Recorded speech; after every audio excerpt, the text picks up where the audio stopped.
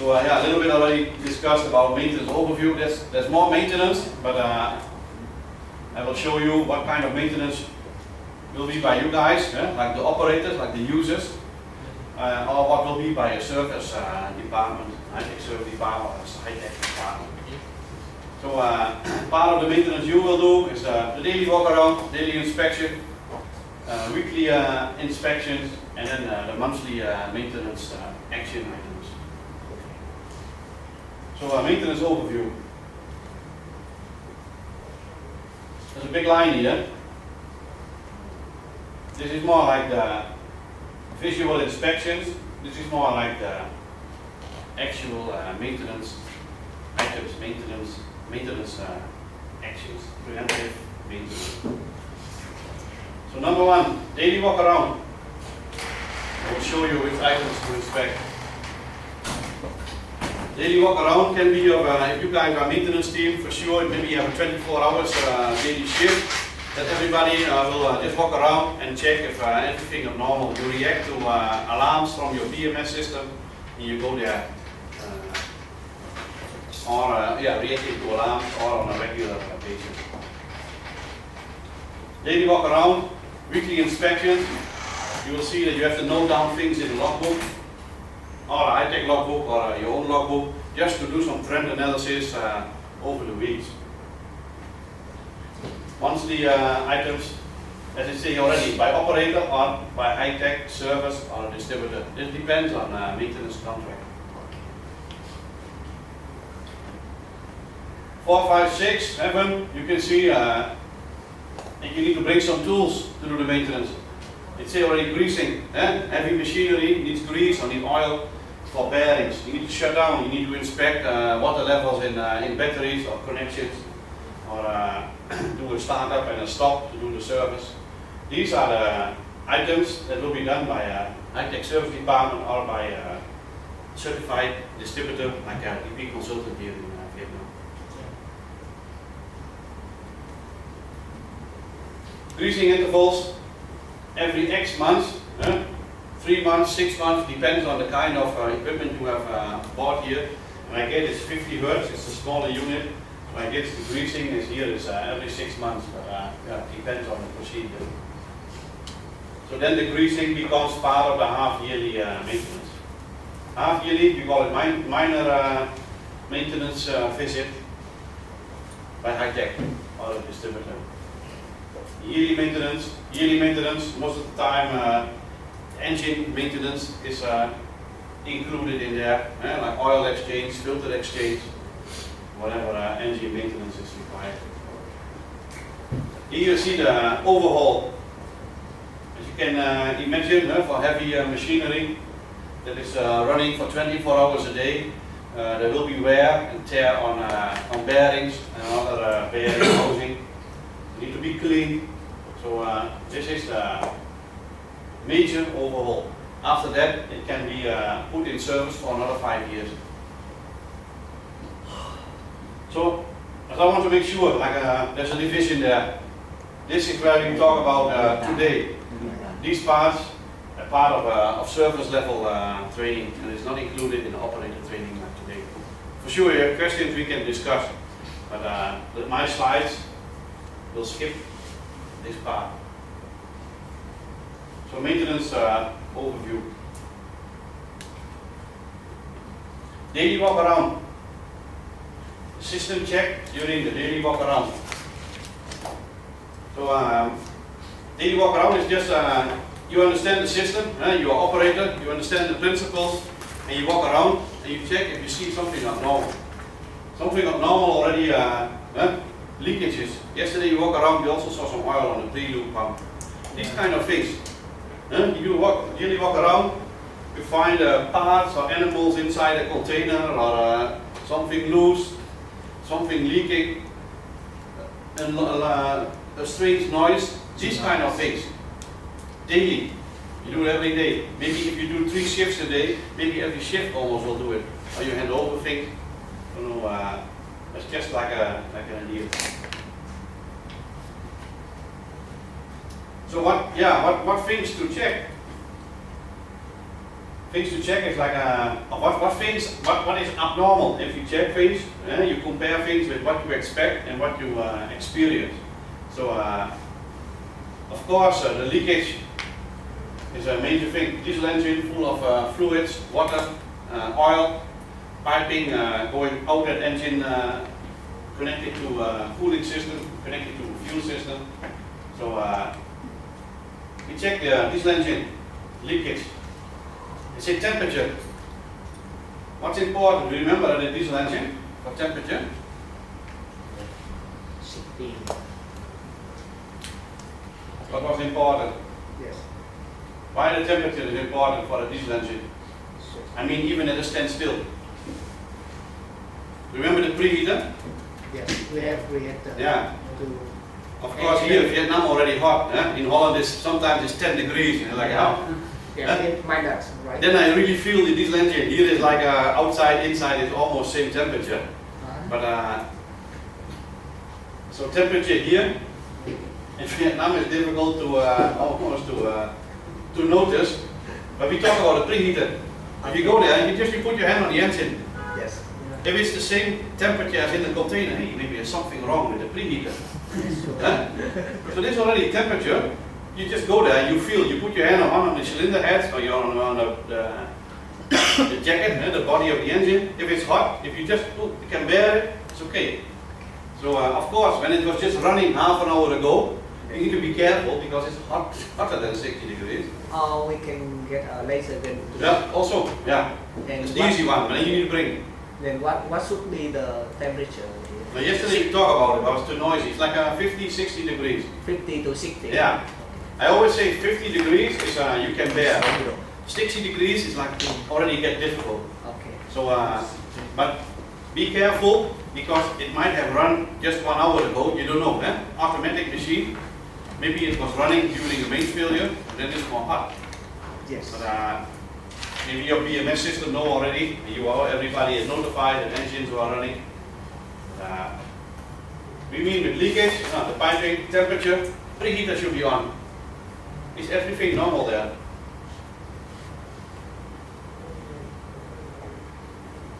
Fuel system. We will see that also later in the weekly checklist. Is it filled up? What's level you can fill up? Fuel is Fuel. We will see the gauge, but according to height extender, it should be at least half. okay. Yeah. So half is already because diesel engines are recycling the fuel, and it's taking the cold fuel, bringing back the hot fuel. So there needs to be an amount that the hot fuel can mix with the cold fuel, and then it is reset to the engine. So half full. But later we will see the fuel tank, and the fuel tank should have like an indicator, like a gauge, or even you can see the different level switches for the low and the high indicator. We'll talk about it later. So if there's fuel, if it's almost empty, there's something an alarm already. So is it filled? So the exact levels we will see later when we go there. Yes. There should be a gauge, there should be an indicator. What is normal, what is abnormal. Make it easy for you, just make a mark. Piping. Fuel system is connected to the engine, so there are pipes between the fuel tank and the fuel pump of the diesel engine. Check for leakage. If there's a leakage, don't wait until it gets worse. Make a remark on your checklist. Have it checked. Makes your life easy. Maybe at night, cannot start, and you go out of your bed because no fuel or a valve was closed. Yeah. So Yes. if you check it during daytime, makes it more easy when you have spare time, when you have free. Diesel engine, cooling system, Yes. leakage, And the coolant level. coolant level, yeah. Coolant level exactly is still same with the fuel system. But we also see on the weekly checklist. So if you check for leakage on your daily checklist, but possibly if it's clear to see a level switch or a level indicator, yeah, it's a good indication. If You see it is between the marks, okay, there's no leakage. Check on the floor, check on the piping.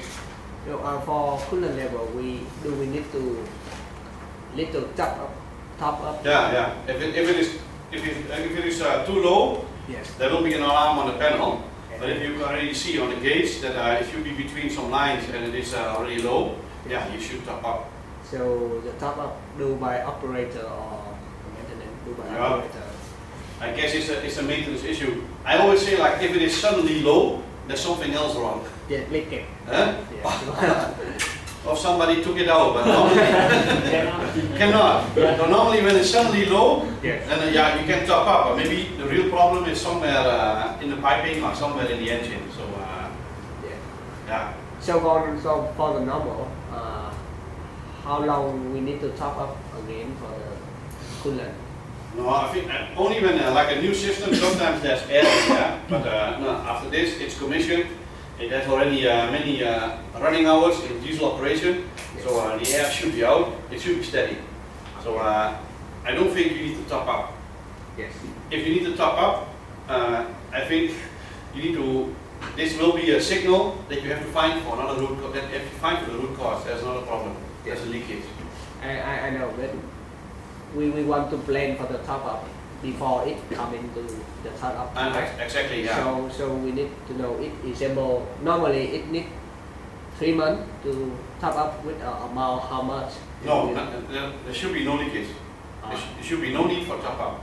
Okay. But if at the start of the system you find that it is low already from the start, yeah, you need to top up. Don't wait to top up. But in normal operation, it will stay steady. It doesn't consume coolant. Oh, okay. So we don't know it's consumable as well. Okay. For later we will see on a weekly checklist, the diesel engine has loop oil. Yeah, you have the dipstick. So of course an engine when it's running, it consumes loop oil. Yes. If it's running for hours, it consumes loop oil. So the loop oil will go down, but the coolant will never go down. Okay. Unless there's a leakage. But like I said, there's another reason then. If there's really coolant problem. So it's cooling system. Yes, you need to top up, but smaller maintenance issue. Check for leakages. The low level, also check for leakages. Freewheel clutch. We know that one of the shafts is is always spinning. So the freewheel clutch, there's spinning oil, there's friction there. So you check for leakage and you check for the oil level on the indicator on the cage on the side. Yeah. Yeah, we have two sides. Yeah. So this is sound level comparison already. So all moving parts make a sound.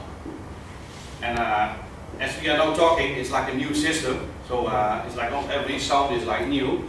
But in the end, we will get experience with certain sounds. Even when you have the unit 1 and the unit 2, they are the same. They should sound the same. So if one of the machines, let's say a generator or an induction coupling or a freewheel clutch, makes a high-pitched noise, there's something wrong. Or it's just a connection, but maybe there's something in there that has additional friction, or needs oil, or is mounted incorrectly, or it's going, it's having a problem and it's getting worse and worse. Okay. Sound level comparison. Okay. We only talk about daily checks. It's just like you walk in there, you open the door every day, and you, quick check. One of the quick checks is, hey, why there is different noise in this room? Where is it coming from? Try to locate it. You guys know now, experience about high-tech principles. The generator is spinning, so you know why it is spinning, and you know that it is spinning. So you check if there's a noise. If there's a noise from the fan, yes, because it's on. But if there's other noises like bearings, or maybe it's sucked in some paper or some particles, it might be spinning in there. Okay. Notify it, and notify it. But at the next shutdown, try to get it out.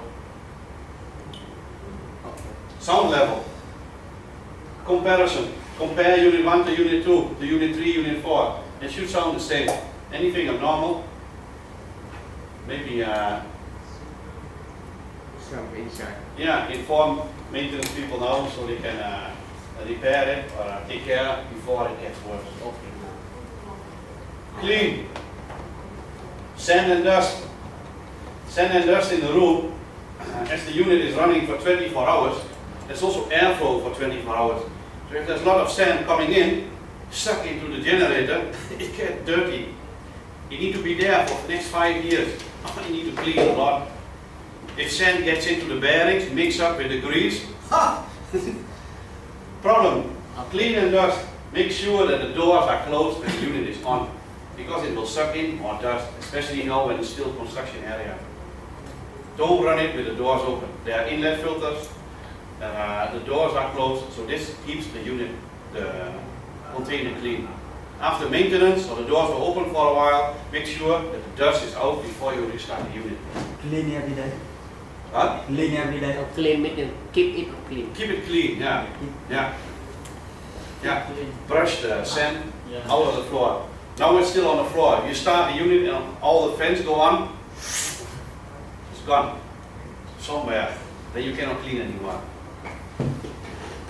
Clean also the bigger parts, pieces of paper. Nice, it will fly there. But if you start a fan, whoop, it will block the radiator, no airflow anymore. So clean is also bags, paper. Many. Yeah. Yeah. When it's off, oh yeah, it's in the corner, you see that. No, when you close the door, you're on the unit, the paper is there. It will obstruct the airflow, you have no cooling. You have overheated diesel, maybe it will shut down during emergency operation. Look, yeah, look, yeah, you knock at your door.